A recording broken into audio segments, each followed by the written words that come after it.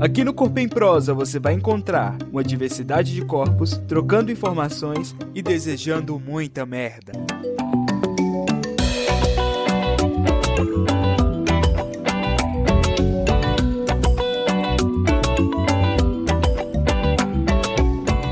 Olá, artistas de Goiânia e do Brasil.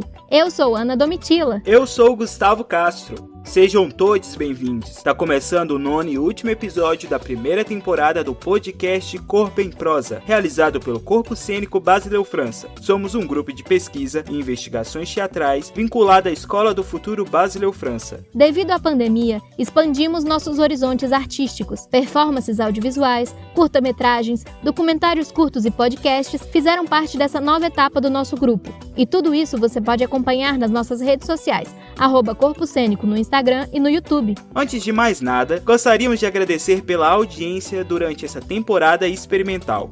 E para você que chegou agora, já corre no nosso perfil aqui na plataforma mesmo. Segue a gente e aproveita para ouvir os outros 8 episódios que preparamos com muito carinho e esforço. Bom, vamos falar do episódio de hoje, a força da comunidade expressa pelo teatro comunitário. Teremos, como sempre, uma entrevista cheia de informação, com Takayuna e Roger, e uma pílula dramática mais que especial. Então, já compartilha com todo mundo que gosta de ouvir podcast e dá aquela forcinha pra gente começar a segunda temporada. Vamos dar as mãos virtualmente e nos segurar, porque o último episódio da primeira temporada do Corpo em Prosa está no ar.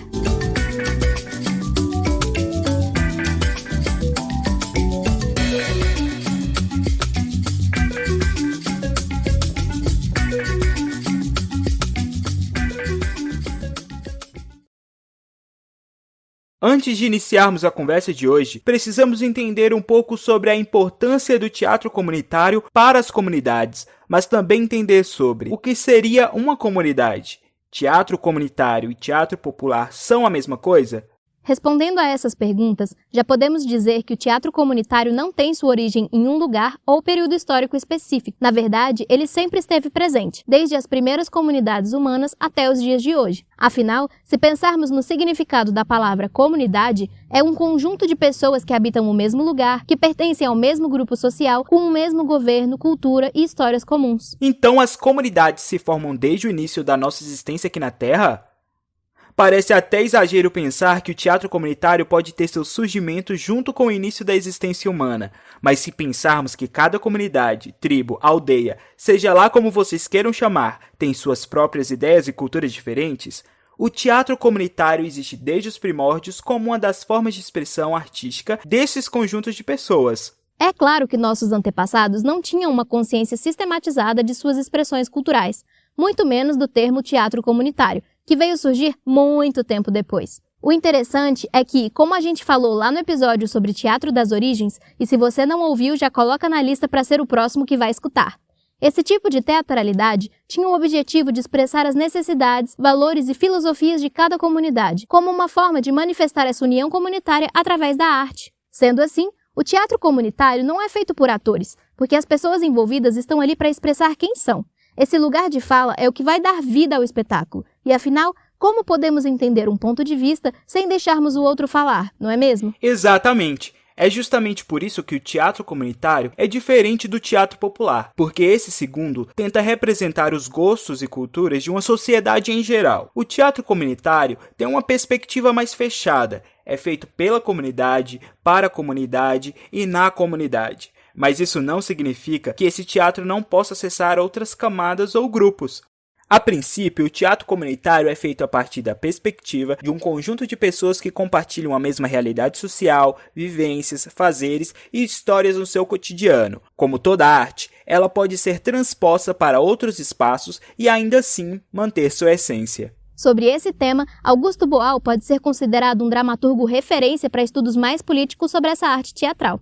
Seus Fundamentos do Teatro do Oprimido têm como principal objetivo a democratização ao acesso à arte para camadas sociais menos favorecidas, propondo um conjunto de exercícios teatrais que visam a preparação e conscientização dos sujeitos oprimidos através da arte. Para entendermos melhor sobre esse assunto, convidamos 2 convidados que super entendem muito do assunto quando falamos de artes da cena. Takayuna é atriz comunitária, escritora e dramaturga, mestranda em artes cênicas pela Universidade Federal de Uberlândia. Possui especialização em políticas culturais de base comunitária pela Faculdade Latino-Americana de Ciências Sociais da Argentina.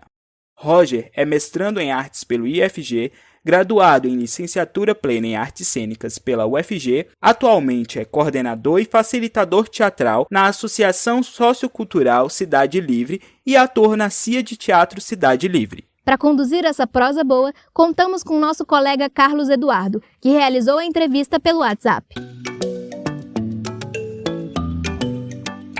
Hora da prosa. Olá, eu sou Carlos Eduardo e estou aqui para conduzir nossa prosa de hoje. Primeiramente, eu quero agradecer aos nossos convidados, Takayuna e Roger, por ter aceitado o nosso convite para participar do nosso podcast. É uma honra receber vocês aqui.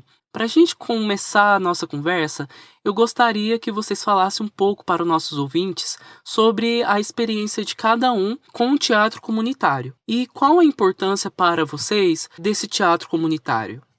Para mim, o teatro comunitário é a porta de entrada para uma experiência mais profunda com o teatro. Então, essa é a principal importância do teatro comunitário na minha visão. É uma forma de acessar o teatro que não seja tão rígida, que não seja tão, eu vou usar o termo profissional, que não seja tão incisiva. Então, é uma forma mais prazerosa de ter um contato com o teatro e que possa proporcionar essa possibilidade da criança, do adulto, do jovem, né, do cidadão, colocar para fora aquilo que ele está vivendo ou procurar uma forma de se expressar sem ser tão rigoroso quanto o teatro profissional.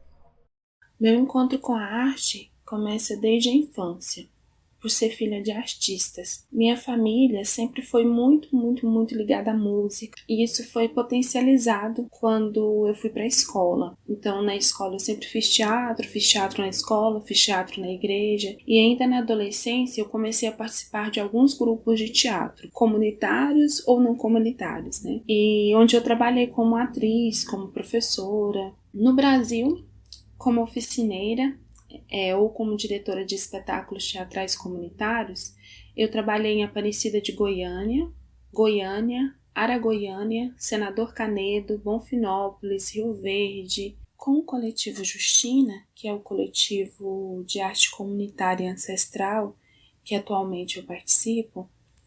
Nós fizemos trabalhos no estado do Maranhão, do Pará. Isso também foi uma oportunidade muito boa para a gente poder trabalhar com atividades de arte comunitária, com mulheres na horta, em escolas, associações. Fora do país, eu já desenvolvi atividades de formação de teatro comunitário no Equador por 2 vezes e no México por um período mais longo, onde eu também fiz a direção de um espetáculo, e com experiências de troca em grupos comunitários na Argentina. Em 2019, eu tive a oportunidade de experimentar um pouco, né, desse trabalho de teatro comunitário e não comunitário, né, experimentar um pouco de teatro também nesse percurso na Itália e conhecer algumas atividades e experiências artísticas comunitárias em Israel e também na Palestina, que é um projeto do coletivo Justina que está em construção. O meu percurso acadêmico ele também é muito ligado à arte comunitária. Essa é a minha pesquisa que eu desenvolvo, né? Eu fiz artes cênicas na Universidade Federal de Goiás, depois eu fiz pós-graduação em políticas culturais de base comunitária na Argentina e agora eu estou concluindo o mestrado em artes cênicas na Federal de Uberlândia. O teatro comunitário é uma forma de fazer teatro, então eu penso que ele possui o mesmo valor de qualquer outra forma de fazer teatral. Não se trata de um teatro melhor ou pior, é mais um jeito, uma prática de fazer teatro. E de forma geral, eu penso que todas as práticas artísticas são fundamentais, são necessárias para o desenvolvimento humano. O teatro comunitário acontece em todo o território latino-americano. Inclusive, uma das definições mais utilizadas para dizer o que é o teatro comunitário é a Argentina, que diz que o teatro comunitário é um teatro de vizinhos para vizinhos. E sem dúvidas, o teatro comunitário já tem sido motivo de encontro entre grupos e artistas comunitários. Existem festivais de teatro comunitários, encontros de teatro comunitários, que reúnem um grande número de fazedores em toda a América Latina. Muito legal perceber o tanto que esse fazer teatral pode afetar a vida de cada um de forma diferente, né? Independente de localidade, de formação. Muito legal, realmente, a vivência de vocês. Agora, eu gostaria de direcionar uma pergunta para o Roger, que atualmente é um dos coordenadores do Ponto de Cultura de Cidade Livre, né? Um importante espaço cultural, talvez um dos poucos em Aparecida de Goiânia. E eu queria saber como que surgiu a ideia de criar esse espaço, como se relaciona com a ideia de teatro comunitário e quais dificuldades vocês enfrentam para manter esse espaço funcionando aqui em Goiás? Vamos lá, vamos falar um pouquinho sobre o Pontão de Cultura Cidade Livre. Esse espaço, ele surge de uma necessidade. Então, um grupo de jovens se reunia numa igreja para fazer a Paixão de Cristo, e aí com o tempo foi surgindo a necessidade de se tornarem mais profissionais, de terem oficinas de corpo, de voz, né, de se aperfeiçoar nessa interpretação para não ser apenas mais uma. Então, esse grupo de jovens se reúne e decide formar uma associação, Associação Sociocultural Cidade Livre. Então, quando a igreja vem com essa encenação da Paixão e Morte de Jesus Cristo, a comunidade se reúne e começa a trazer para a cena essa representação da Paixão e Morte de Jesus Cristo. Aqui no bairro, na região do Cidade Livre, Colina Azul, Bairro Independência, Jardim Monte Cristo. Que na época, a Aparecida de Goiânia ainda era considerada uma cidade dormitório. Hoje não mais, né? Então esse grupo que começou com senhoras, com rezadeiras, ele foi crescendo e aí eles resolveram fundar a Associação Sociocultural Cidade Livre. Que a referência do nome é por acreditar nesse ideal de cidade livre, né, de pessoas livres, de ser uma cidade realmente livre e que traz consigo esse peso, né? Para quem não sabe, a Cidade Livre foi uma das primeiras ocupações aqui do município e uma das maiores do Brasil. E vamos falar um pouquinho sobre o espaço, né? O espaço aqui no Jardim Monte Cristo, ele é um espaço que foi cedido, o terreno foi cedido por um desses moradores da região, né, por comodato, e em 2009 a associação foi contemplada com o programa Cultura Viva do governo do estado de Goiás e o Ministério da Cultura. E aí veio o título de Ponto de Cultura. Mais pra frente, nós recebemos a chancela de Pontão de Cultura, mas lá em 2009 foi contemplado com o título de Ponto de Cultura e com esse recurso do programa Cultura Viva. E aí, em 2010, deu início a um projeto chamado Circuito Paralelo, Som e Arte na Periferia. E esse projeto era basicamente oferecer oficinas de iniciação teatral para jovens e adolescentes. E na época, nós não trazíamos essa nomenclatura de teatro comunitário, teatro em comunidades, porque nós estávamos aprendendo na prática. E assim foi sendo construído o projeto, e hoje chegou onde nós estamos, né? Hoje, uma das maiores dificuldades que nós temos em manter esse espaço funcionando é esse equilíbrio entre o poder público, a sociedade civil, né? Nós somos uma instituição do terceiro setor que não tem uma fonte de recurso próprio, então nós vivemos de doações. Geralmente os alunos doam material de limpeza, os pais doam serviço, mão de obra, e os oficineiros, né, o pessoal que está mais envolvido na parte administrativa, entra com os recursos financeiros, e também tem essa outra fonte de recursos que são os editais, que hoje no estado, né, a gente está vivendo aí um desmonte da cultura. Nós perdemos aí a Lei Goiás, o FAC, então são coisas que vêm acontecendo que dificultam bastante a existência desse espaço. Mas, como sempre foi, como nós não gostaríamos que fosse, mas que vai continuar por um tempo, nós vamos continuar fazendo na força do braço, né? E no mais é isso. É muito bonito de ouvir a história desse ponto cultural, porque além do nome, né, Cidade Livre, a própria origem do ponto cultural Cidade Livre foi cedido pela comunidade, né? Então, acho que aí já começa a distinguir e começar uma resistência no teatro nessa comunidade, né?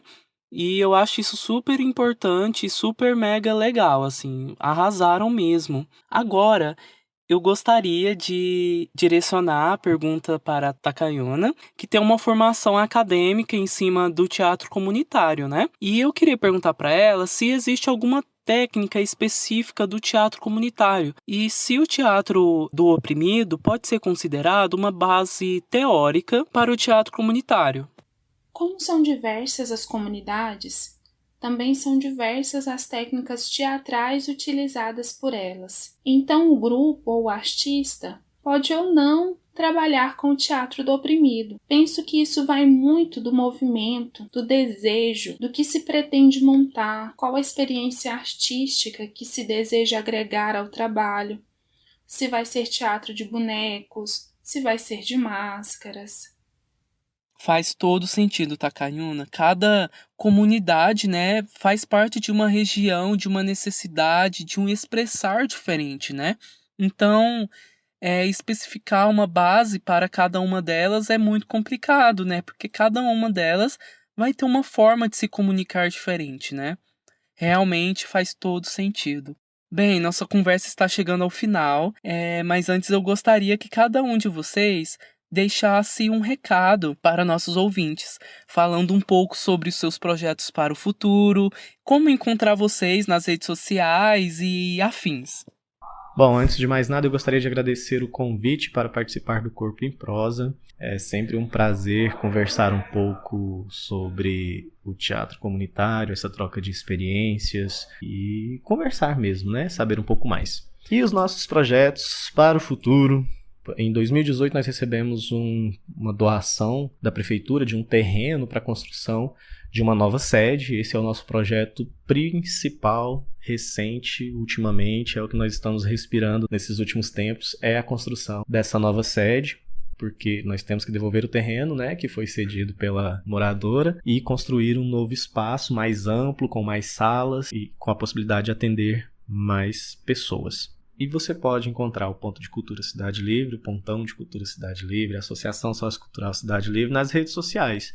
No Instagram, Ponto de Cultura Cidade Livre, Facebook é a mesma coisa, @Ponto de Cultura Cidade Livre. Pode mandar na DM, pode mandar mensagens que a gente responde. E além desse projeto da sede, né, nós temos aí a ambição de ampliar o atendimento à comunidade, com oficinas de música, musicalização, dança, iniciação teatral para jovens e adultos, para crianças.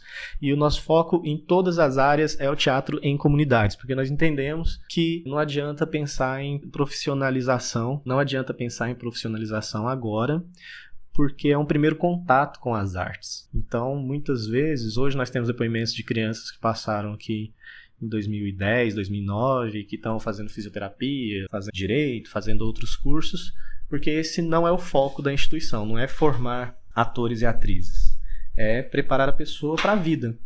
E o teatro em comunidades traz essa questão, né, de pessoas conscientes daquilo que querem fazer, pessoas que conseguem se posicionar e colocar a sua voz para fora. E no mais é isso. Eu faço parte do coletivo Justina, que é um coletivo que trabalha com arte comunitária e ancestral. Nós temos um Instagram, que é o Coletivo Justina, onde as pessoas podem acompanhar um pouco dos trabalhos que estão sendo realizados pelo coletivo. E eu, com certeza, continuo no exercício da pesquisa e do fazer comunitário, construindo trabalhos artísticos em rede. E eu agradeço muito a oportunidade de estar aqui, a possibilidade de estar falando um pouquinho sobre arte comunitária. Muito, muito, muito obrigada e um grande abraço. Só queria agradecer novamente aos nossos convidados por ter se disponibilizado a participar desse podcast. Eu espero que futuramente, depois dessa pandemia, conseguir encontrá-los presencialmente e conhecer um pouco mais, né, sobre essa arte comunitária na prática, né? É uma arte muito bonita e muito importante para a nossa população, principalmente periférica, né? Realmente é uma honra ter ouvido vocês aqui. Muito obrigado e tchau, tchau.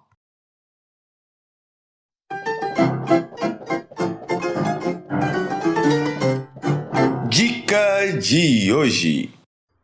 Como dica do dia, fica o convite para olharmos para a nossa comunidade e entender que todas, todos e todes podem fazer arte, independentemente de ter ou não estudado para isso. Afinal, arte é algo que se expressa vivências e saberes de forma compartilhada. Por isso, nunca subestime o fazer artístico de outras pessoas. O ato da escuta é crucial para o fazer artístico. Muitos falam em dar a voz aos oprimidos, mas não é essa a questão. As pessoas já têm suas vozes próprias, o que precisam é de plataformas para que possam ser ouvidas. E nós precisamos estar abertos a escutá-las para entendermos a importância da comunidade para a nossa formação como cidadãos na sociedade. Apoiar as ações comunitárias pode ser um avanço. Existem muitas ações voltadas para esse público. Um exemplo é a Organização das Voluntárias de Goiás, OVG, que fazem várias ações para a comunidade e pessoas em situações de vulnerabilidade social. E claro, também podemos fazer nossos próprios movimentos para incluir essas pessoas, principalmente no meio artístico. Bem, como já dizia Augusto Boal, a teatralidade é essencialmente humana. Todo mundo tem dentro de si o ator e o espectador. Representar num espaço estético, seja na rua ou no palco, dá maior capacidade de autoobservação. Por isso é político e terapêutico. E essa foi nossa dica de hoje. Viva a arte! E agora a nossa pílula mais que especial, com o texto Navegante da Luz de Mauri de Castro, interpretado pela Giovana Oliveira e a Nayara de Lourdes, da CIA T de Teatro.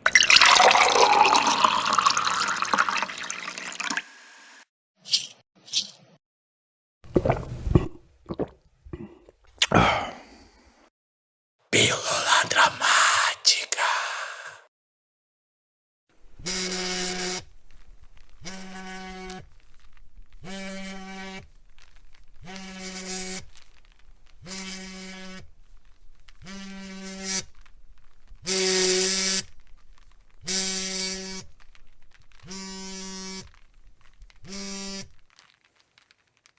Eu te convido a contribuir para o fim da estupidez. A terra está chorando por causa dos ferimentos sofridos, da sonolência humanoide e da soberba civilizada. O meu sofrimento é parte do sofrimento da terra.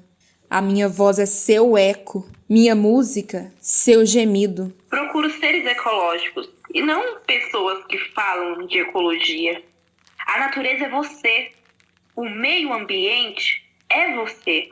A ecologia começa cuidando do equilíbrio do ecossistema corporal. Quem faz mal a si mesmo, faz mal à natureza e vira as costas à sagrada ordem universal.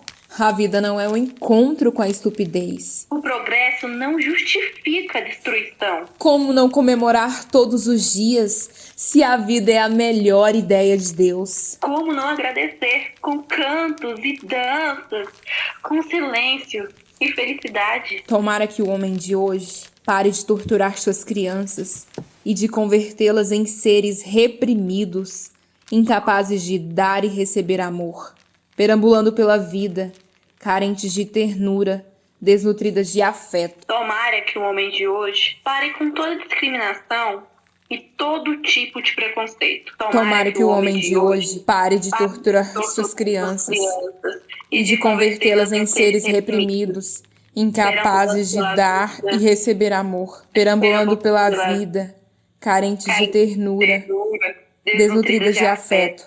Tomara que o homem de hoje pare com toda discriminação e todo tipo de preconceito. Navegante da Luz é uma pesquisa e uma adaptação inspirada na filosofia inca. Tem textos meus, né, Mauri de Castro, e textos de toda a filosofia inca, em especial de um trabalho de Luiz Spinoza. Luiz Spinoza, ele é um chamalu, ele é um xamã da última Pachacuti inca. Pachacuti é uma era. ele é um líder espiritual, é um xamã inca. Ele mora ali nas cercanias do lago Titicaca, na Bolívia, onde tem todo o seu trabalho se desenvolve ali, os descendentes incas e os simpatizantes, né? A civilização inca é uma civilização muito adiantada que deu uma contribuição muito grande para o desenvolvimento da América Latina, especialmente ali na região da Bolívia e do Peru, né? Então, o texto, ele fala exatamente do Xamalu, desse xamã, que dá palestras em muitos lugares, e numa dessas palestras, uma menina jovem, cansada da vida que ela levava e da falsidade do mundo, resolve falar com ele e resolve seguir os caminhos da peregrinação, né? O peregrino é um ser que desiste de lutar contra o mundo para seguir um caminho mais interno, mais espiritualizado. Então, ela começa a ter encontros, são vários encontros que ela tem com o Xamalu, o xamã, e em cada encontro eles discutem algumas coisas de muita relevância do ponto de vista psicológico, do ponto de vista emocional, do ponto de vista social, né, de solidariedade, e do ponto de vista espiritual também, porque ao discutir todos esses itens que fazem parte do interno do ser humano,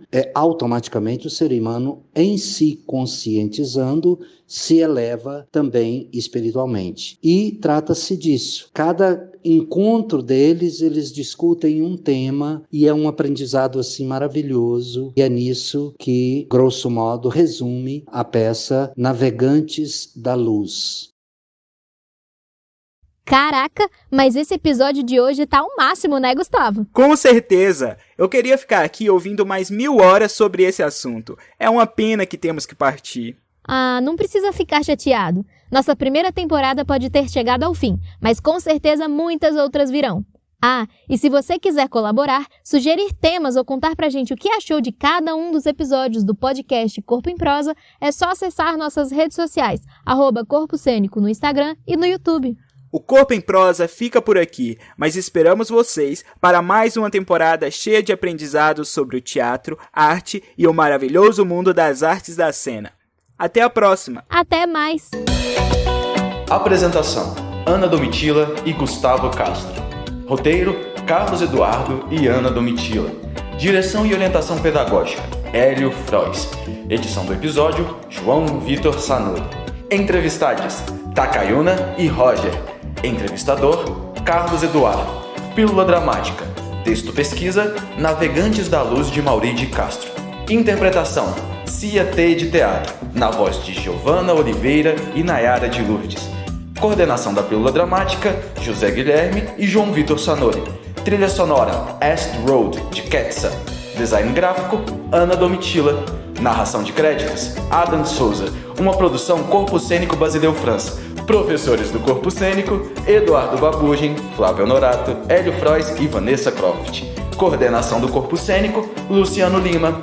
Este projeto foi contemplado pela Lei Aldir Blanc de Emergência Cultural, no edital de premiação de produtos culturais.